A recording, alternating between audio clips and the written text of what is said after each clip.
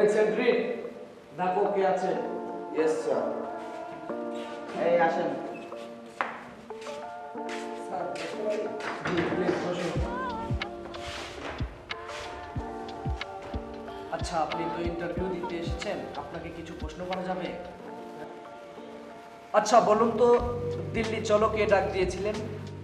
Sir এটা তো খুব সহজ, এটা হলো নেতাজি সুভাষচন্দ্র ঘোষ। বাহ, খুব সুন্দর তো, খুব ভালো প্রশ্নের উত্তর দিয়েছেন আপনি, আপনার অ্যান্সারটি সঠিক হয়েছে। আচ্ছা, আর একটা প্রশ্ন, আপনি একজন দেশপ্রেমিকের নাম বলুন তো।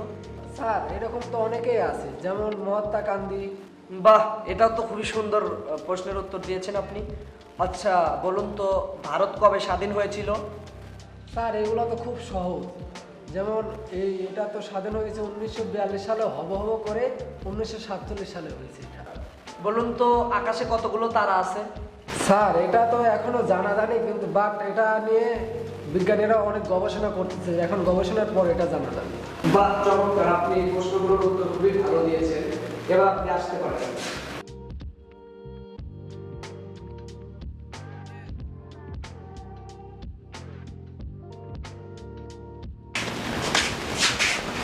আচ্ছা ভাই, আপনাকে কি ওখানে কি ধরনের প্রশ্ন করতে?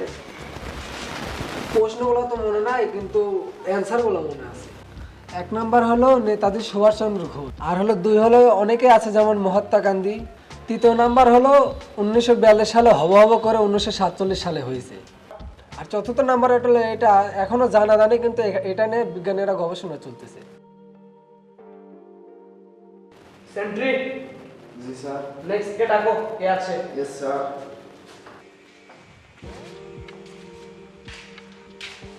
বসতে পারি স্যার, প্লিজ বসুন।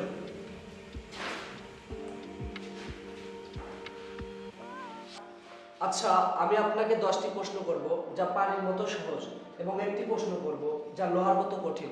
বলুন এখন আপনি কোনটার উত্তর দিবেন, পানির মতো সহজ নাকি লোহার মতো কঠিন? আমি লোহার মতো কঠিন প্রশ্নটির উত্তর দিতে চাই। আচ্ছা, আমি আপনাকে একটা প্রশ্ন করব, যদি আপনি প্রশ্নটির উত্তর দিতে পারেন তাহলে আপনাকে আমি আর একটি প্রশ্ন করব না, আপনার চাকরি কনফার্ম। আচ্ছা বলুন তো, দিন আগে আসে না রাত আগে আসে?